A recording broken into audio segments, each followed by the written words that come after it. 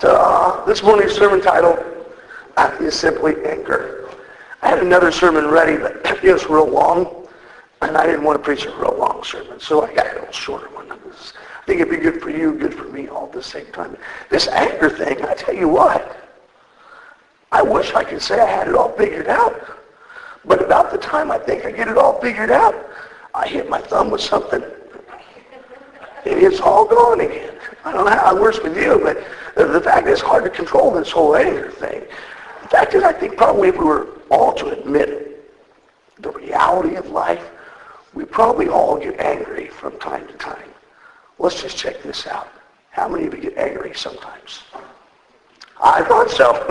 That's pretty much universal out there. You know, I've discovered over the years that people deal with their anger in a lot of different ways.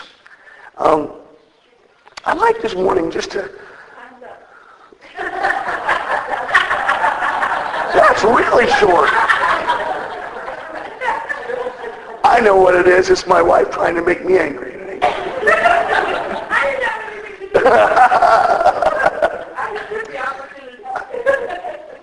Well, I'd like to begin this morning with a short story. I'll try and keep it short. But you know what a porter is?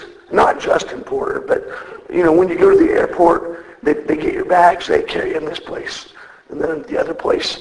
Well, this story is about a porter, one of the guys that carries bags like this.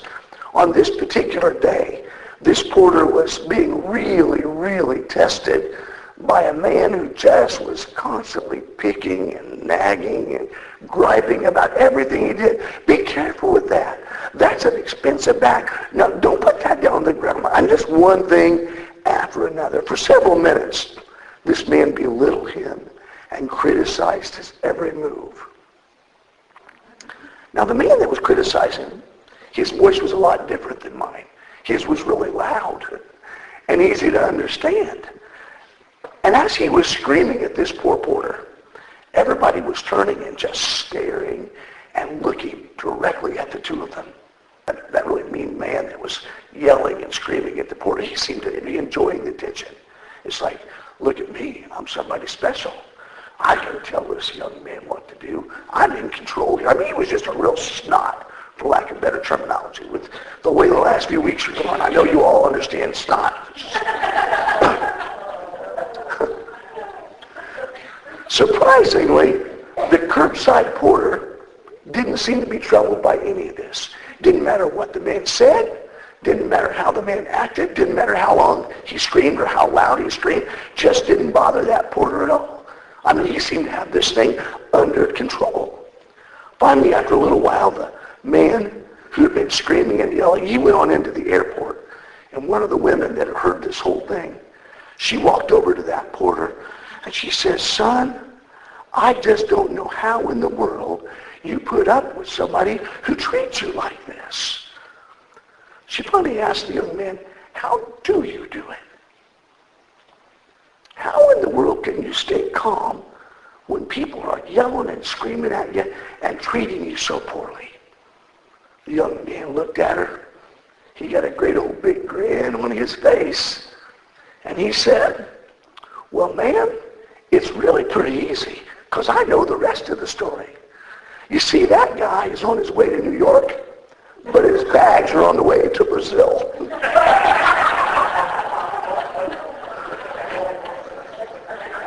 Well, I guess that's one way to deal with your anger, just kind of take care of it all at once. Over the years, I've come to the conclusion that there's really two major ways that I see people dealing with their anger. Now, there's a lot more than two, and I know that, but there's two major ways that I continue to see. Now, I made up some words. I looked them up, couldn't really find them anyplace, couldn't even figure out how to spell them. You know, you put it in your phone, it helps you with it, but my phone wouldn't even help me. So I guess I made up these words, but they kind of sum up the way that I view people dealing with their anger. I call the first one spewers. I mean, they're spewers. They get angry, and whenever they get angry because somebody provoked them, they just spew stuff out every which direction. A spewer is someone with a really hot temper. You want to see me spew sometime? Watch me when I'm working on a car. Kim says it's worth paying a mechanic. Just I'm not pleasant to be around. You cannot work on a car without taking skin off your knuckles and bruising up your thumb. It just doesn't work well for me. So we pay mechanics to take care of things on our car. A spewer is somebody with a really short fuse. It doesn't take very long to get them all riled up. A spewer is someone, have you ever heard this terminology? They can see red. You ever heard that before? They get mad really, really easy. Now, if you're constantly flying off the handle with people, you're probably a spewer. A spewer. Here's some advice that Proverbs gives to the spewers. Proverbs doesn't call them spewers, I call them that. But some proverb advice for the spewers, if you will. Proverbs 29, verse 11, we read these words. It'll be on the screen up here. You can turn to it if you want to. It says there, a fool gives full vent to his anger, but a wise man keeps himself under control. Wow. Not always easy to do, but Proverbs pretty much nailed it. In Proverbs 29, verse 22, we read, an angry man stirs up dissension. A hot-tempered man, he commits many sins. Well, that makes you think twice about how mad you get when you're working on your car, doesn't it? Yeah, I might have sinned a few times too when I hit my thumb just right. Never said I was perfect. The bottom line is, when you get angry really easy, it can lead you to do some pretty bad stuff. Spewing out your anger. I remember I was riding down the road one day, and somebody cut me off. Almost took off the front of my bumper. That somebody was a semi. No offense to semi drivers. But I was heading south out of St. Louis, and he was right on my tail the whole time down through there. I wasn't going fast enough. He came around me, but when he came back in, the back end of his semi almost took off the front end of my car. Man, I was mad. I broke my hand. I hit my steering wheel. That was just dumb. Didn't hurt him, not kill me. Sometimes your anger can get you in all kinds of trouble. I know I didn't say it's perfect. I just said that's what happened. It hurts when you do that stupid stuff like that. When you give full vent to your anger, this pretty much sums it up. You're a fool. It says only a fool does something like that. When you allow your anger to get the best of you and cause you to act like that, you're showing yourself to be foolish right there. And it says ultimately, that kind of reaction to things leads to sin. Haven't we all said some things that we regret in the heat of the moment? I mean, whenever that stuff slips out your mouth and you're thinking, man, I sure wish I hadn't said that. You're probably thinking inside your mind, man, I wish like the Dickens that I could take those words back. But you can't. The damage has already been done. You know, sometimes we destroy things when we get angry. Sometimes we destroy physical things. I've been waiting for this one. I put it in here for a reason. Sometimes when you get really, really mad, you slam doors and they come off their hinges. Sometimes we destroy things when we get mad. Don't worry, it wasn't a parsonage story. Well, it was a parsonage door, just not this parsonage. No. I've been told about it many times. I said, yep, it hadn't changed. Oh, my. Sometimes it's something physical. But sometimes relationships are ruined because of the words that we've said in anger. It's real easy to tear things up and to tear people down when you're mad. Giving full vent to our anger really does make a fool out of us. Makes us look pretty doggone silly. Proverbs makes it pretty clear that we are not to be spewers. And that leads us to the second major way that I believe people deal with anger.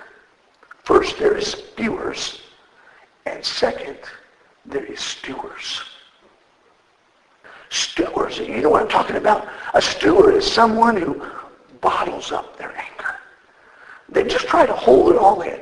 I'm not going to let them see me. I'm not going to give them the satisfaction of knowing I'm mad. I'm just going to Smile and grin and bear it.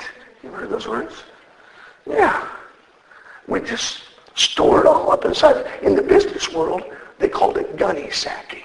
Just store it all up inside. Now, although these people may look really self-controlled, this kind of a person is really smoldering on the inside. They're steaming on the inside.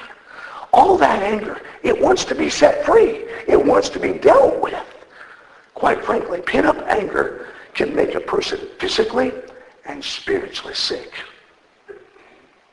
The Bible has a clear warning for stewards too. Sometimes we miss these, kind of hidden down inside of there.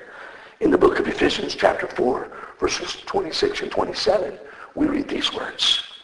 In your anger, do not sin. Remember, anger can lead to sin. Look what it says next. Do not let the sun go down while you're still angry. Don't stew all night about this. Deal with it, and deal with it appropriately. Get it over with. Work through the differences. Don't let the sun go down on your anger. Don't be a stewer. Because if you stew, it says, you give the devil a foothold. You don't deal with that anger. You just let it boil up inside of you. You're giving the devil a foothold. You see, anger can and it will affect us. No ifs, ands, or buts. You don't fix anger, though, by just ignoring it, bottling it up, and hoping it will go away. Stewing in our anger, nursing our grievances, will lead us to sin just as surely as venting, as spewing will. Stewing gives the devil a foothold in your heart and in your life. Stewing in our anger poisons relationships with unforgiveness. Rather than working through things, saying, I'm sorry for the things that I've done wrong, building a good relationship with the person who hurt us, working through a relationship with someone that we've hurt, rather than doing those things, if we just stew and let it go on and go on, we have a real tendency to harbor unforgiveness toward that individual. And it eats at our insides. It can actually lead us to hatred. We can begin to not like the person that offended us because we didn't deal with it.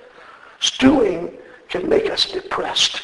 Stewing can mess up our whole internal world. You know what you can get from stewing? You ever heard the term ulcers? You get an ulcer, you know what they give you? Steroids, and you get bigger and bigger. I've had lots of them over the years. And that's crazy. Ephesians tells us not to stew in our anger.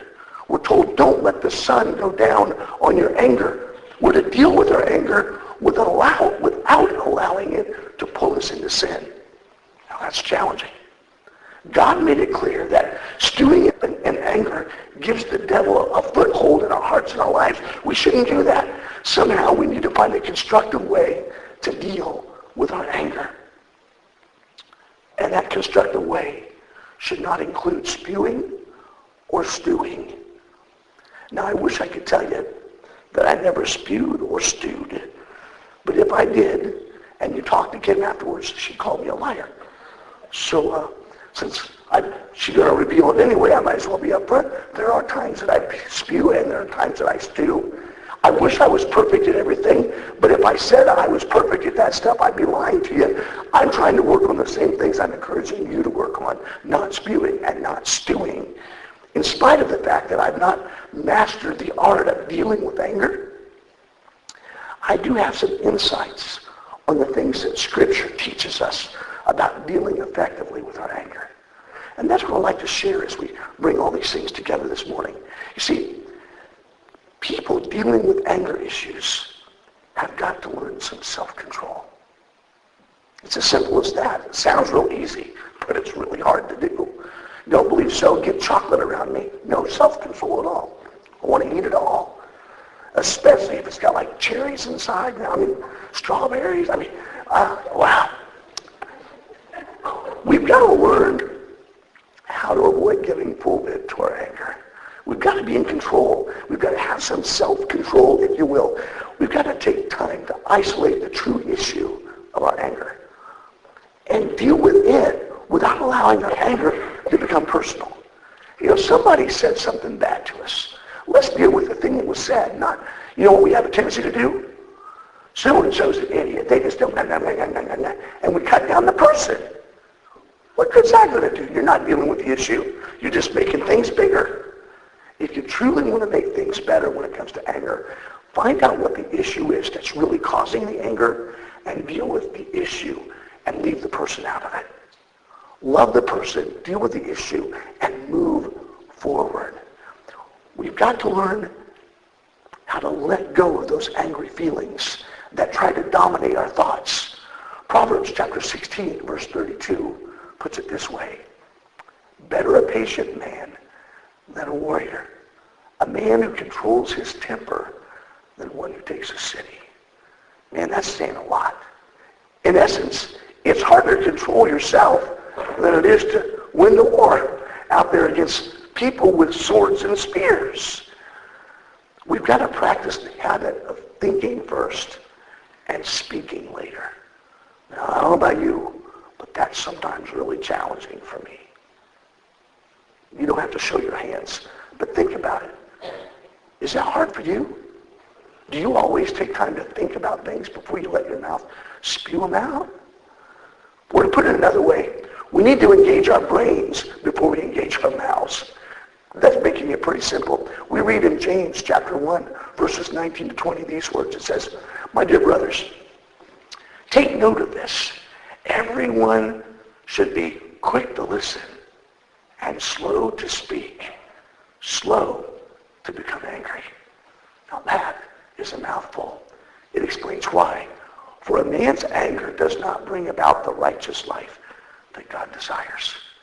In essence, you get control of yourself. You be self-control, or it's going to lead you down a path that takes you away from God rather than toward him. The habit of thinking first and speaking later is a really, really good habit to have, but it's not easy for us to hold our tongues when we're boiling on the inside. Remember what James said? The tongue is like a rudder. It's a little thing that steers mighty ships. It's like a fire, like a little match. You strike it and all at once everything's on fire. In essence, your tongue can make a real mess out of things really, really quick. Now, here's what some people recommend, and it might be a good way to remember it. They say if you want to learn to control your tongue, you've got to employ the NASA technique. Remember NASA? That's that group that used to launch rockets and space shuttles. I don't know what happened to them recently. Haven't heard much about them. They're talking about Mars and other planets out there. But NASA, the NASA technique goes something like this. Make sure to count down from 10 before you blast off. Think about that for a minute. Then that pretty much sums it up. If you want to get control of your tongue, you take some time. Count down from 10. Take a few moments to consider what you say before you just let it roll off your tongue. You know, there are some times that it's completely appropriate for us to show our anger in a righteous way. And we don't want to forget that either. For example, parents sometimes express their anger to their children in order that they can save their children's lives. I told you about this before, I think. Whenever my son took bobby pins, went around to every hole in the kitchen and put them in the ground hole of every hole inside the receptacles. Believe me, he saw a little bit of anger that day. And the reason was, if he kept doing that, eventually he was going to get a hole that wasn't a ground hole, and he was going to become the ground, and he was going to light up like the Christmas tree rather than the Christmas tree he said he was employing. You know, sometimes we just need to show our anger so our kids don't die. It's a normal part of parental discipline as long as it's done in a decent and appropriate manner. But we've always got to make sure that our anger is under control. Now, my mother didn't always get this right, and I'm almost positive I've shared this story with you before, but it's so vivid inside my mind. When I was writing this message this week, I said I might have shared it before, but I'm sharing this story again. You know, when my mom would spank you, if she was really mad, you could count on a good bruising. Literally, not figuratively. Maybe that's why she often said you're cruising for a bruising. You ever heard that before? I think she meant it. I mean, we learned to take that seriously when she said you're cruising for a bruising. You tried to stop whatever it was you were doing so that you lived through it. Now, remember one little rooster that made her mad that didn't get that message. This is a story I told you before. She was out there in the barn, and she was cleaning the afterbirth off a little lamb from the. And while she's been over there, that little rooster came up and flogged her in the behind. Little nanny rooster, you know, those little tiny ones, flogged her in the behind. And she came marching inside that. My mom's a little fat lady. You have to imagine that. She came marching straight through the house. She marched straight back in the bedroom. That's where they kept the double barrel. She picked up the double barrel and she marched right back out there. Next thing you know, kaboom! And she came marching back in, said something to the effect, he won't do that again. I guess not. Now, my mom had a few anger control issues. No ifs, ands, or buts. That's probably not the best way to anger, especially not toward your spouse, kids, or just not a good idea to handle it that way. Jesus, on the other hand, got angry and yet never crossed the sin barrier. He turned over tables. He scattered money. He even used a whip. But his anger was in righteous indignation as he protected the house of his Father. He knew where the limits and boundaries were. And yet, he understood that the zeal that was needed for his Father's house was extremely important. This was about God's honor. Jesus realized that problems are not solved by pretending they don't exist. Throughout something political. That includes borders. You can't solve them by pretending the problem doesn't exist. You got to admit what's going on there. Problems are not solved simply by trying to keep the peace. We've got to deal with the issue at hand without allowing our anger to lead us into sin, without allowing it to become personal. Deal with the issue, fix the issue, and move on. Like Jesus, we may need to go into the marketplace and turn some tables upside down to get some folks' attention in order to make things happen. But our anger has got to have some curbs. God's a much better judge of appropriate curb locations than you and I will ever be. So make sure you pray about it and you seek his help. The fact is, we at times only see what we want to see. Now, I've got a short little movie clip here that kind of expresses that. I figured by the time I got to this point in the message, I wouldn't have much voice left. I taught Sunday school, now I'm preaching a message. So I decided to put it in the format of a video. Now, you have to use your own imagination because there are 9 words in here, a few things on the screen. But take a moment, and as you watch this video, recognize we have a real tendency to see what we want to see. And sometimes what we see is completely wrong. The video is called simply The Cookie. Friends, anger can put us in a really bad spot if we're not careful. This morning, I just want you to think about it for a moment. Do I have an anger issue? Make it personal. Look inside yourself. Ask yourself, do I have an anger issue? If so, Jesus is offering to let you lean on him. He's offering to help you overcome that anger. If you're willing to let Jesus support you as you strive to overcome anger issues in your life, then we encourage you to come this morning as we stand and as we sing our hymn of commitment, learning